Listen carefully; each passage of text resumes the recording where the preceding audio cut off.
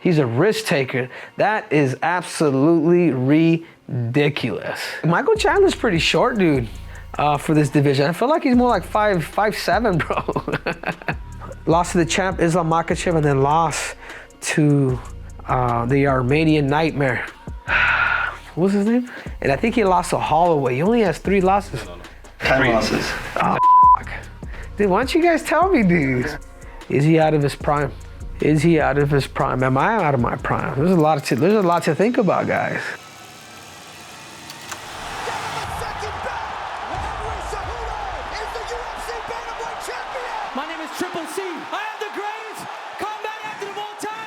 What's up, everybody? Welcome to this episode of Tell the Tape. I'm your host, Cejudo, aka Triple C.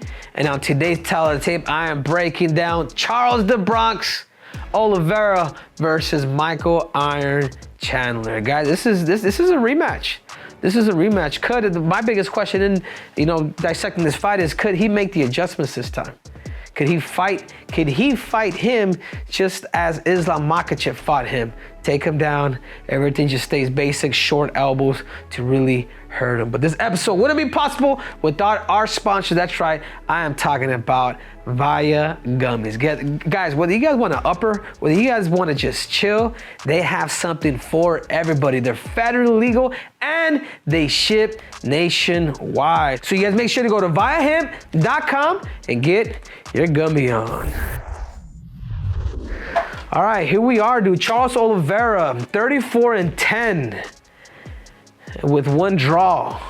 Man, both of these dudes are super. I mean, dude, we gotta go back and think of Michael Chandler.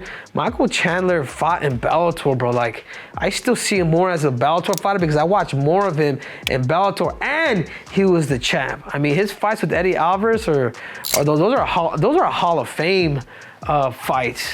But I'm looking at all this, and look at how diverse. Look at Charles the Bronx, bro. 21 submissions. Just three by decision, bro. All of his fights, like, this dude is a finisher. He's a risk taker. That is absolutely ridiculous. 21 submissions, 10 KOs. And let's look at the height. Like, Michael Chandler's pretty short, dude, for this division. I feel like he's more like 5'7", bro. Anyways, reach 71 to 74 inch reach advantage for the Bronx, 35 to this. The 30, dude, strength wise, a little bit with the age, what age also does too, you got to be careful. This is why I train. I try to train different, is your recovery. You could go, but could you come back the same? And that's the biggest thing, because Michael Chandler has been out for 2.5 years. Oh, because waiting for Conor McGregor. That's crazy. But that was going to be a payday too, so I also get it too. You know, Diaz got 10 million. I know Khabib got, X amount, like millions off that dude. Anyway, let's talk about Charles Oliveira. Huge advantage is on the ground. I mean, Michael Chandler has been submitted. And this guy is better probably on his back than actually in the ground and pound position. And that's one thing to really think about. So he's probably going to welcome Chandler in. He's going to probably do this. Let's go to the ground. Possibly submit him. And he's fought the who's who's. I mean, this dude is a first ballot Hall of Fame. Like, the reality is, man, the records that he's broken, how he's finished people, like, there's like another merit to that. And I feel like Charles Oliveira has reached that. Like, there's not, like, he's up there, man. He is definitely up there for what he's been able to accomplish in the game. And the other thing too is he finished Michael Chandler. Michael Chandler really needs space and then blitz.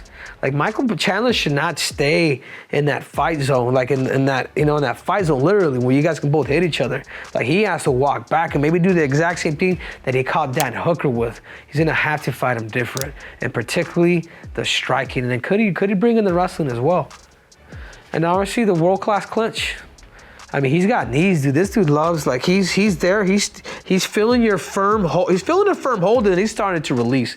He's starting to go with knees, elbows, and then he also goes in for takedowns, man. The way he was able to take down Justin Gaethje too, this dude is legit. Calf kicks, in my opinion, he has some of the best striking in the UFC and possibly even the UFC history. But it's weaknesses. He gets hit a lot, dude. Like if Charles Oliveira was to become more of a competitor than a fighter, I think he'd be a lot more dangerous. But he's a mixture of he's a risk taker. He's just a fighter, and that also he's gained a lot from that, but that also cost him in other fights too. He gives up a lot of position because he's a risk taker, and he has given up in the past, man. You know, he's talked about it. And it's fine, dude. Like, you know, he talked about it, how he was different in that fight with Islam Makhachev. Also, the beginning of his career, like he would just like kind of just quit. And he could struggle with lateral movements. He's so accustomed to stalking people. Like, there's not really like, you gotta try to redirect people. As good as his striking is, if this guy was to add a little bit of that movement, a little bit, Sugar started doing it. Boom, boom, like juking. Kind of like you're playing flag football. I guess the same little steps, because then you dismantle, you get people off the rhythm if they're chasing you, and particularly if they don't know your unpredictable movement. And he's on a losing streak. I think he's lost. Two. Lost to the champ Islam Makhachev, and then lost to the Armenian Nightmare. What was his name? Yeah. He lost to the Iranian Nightmare, Arman Tsarukyan. Michael Chandler. Let's talk about iron. He's a one-shot KO power, dude. Man, he could crack, dude. He's done it to Tony Ferguson. He did it to my good friend Patricky Pitbull, a one shot. He's done it to a lot of. He's put a lot of Dan Hooker. He's put a lot of people to sleep in a fashion where they curl, dude. You know, really, what a knockout is, it protects you. It protects you like it just like your brain shuts off. It's actually protecting itself because of the hard impact. And he does have good conditioning. You know, he does have good conditioning, but sometimes with Michael Chandler, he does have good conditioning, but if you cannot breathe from nose from a bloody nose, like, dude, that also affects your cardio as well. Great speed. He's got hands, dude. Michael Chandler does have hands, and I do believe that he would probably use a little bit of wrestling if he was to fight Conor, but I think he would stay on his feet. He does have dog, dude. He goes out on his shield, which when fighters talk about they go off on their shields, it means like you're literally dead and they're picking you up on the shield and then taking you back home to bury you, to give you the proper burial. I'm sorry. He does die in that. He does die in his shield. And then his weaknesses. Hasn't fought, not in 2, but 2.5. Let's not forget, man, he got submitted in his last fight, and it's been 2.5 years ago. And that fight was good, and Chandler could have won that fight, and he could have stopped Dustin Poirier, but it's what it is, man. His last 2 fights, he lost to Gaethje, then he lost to Poirier. And I don't necessarily want to say low fight IQ, but I think sometimes he's too much of a crowd pleaser. You know, so I don't want to do that. He is a former... but he is a crowd pleaser.